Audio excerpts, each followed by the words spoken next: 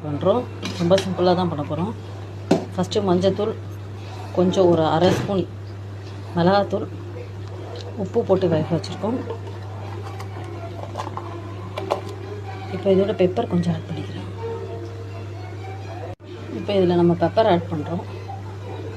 இப்போ நம்ம இந்த மாதிரி வேக வைக்கிறதுனால நம்மளுக்கு கவுச்சி வாசனை வராது.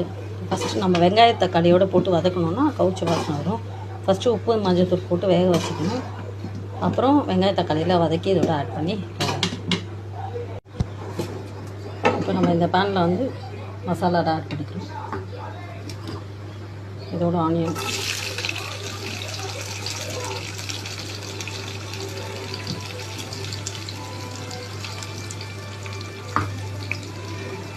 நம்ம ஃப்ரை பண்ண போகிறோம்.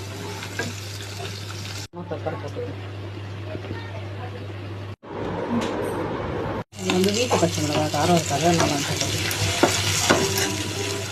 இப்போ நான் தக்காளி புதினாலாம் ஆட் பண்ணியிருக்கேன். அதனால் நம்ம நல்லா வதங்கி வந்தோடனே இஞ்சி போட்டு ஆட் பண்ணிட்டோம்.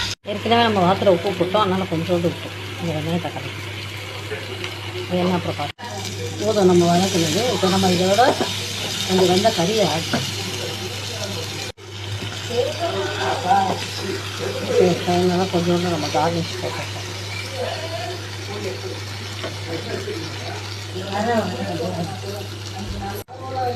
வாத்துக்கறி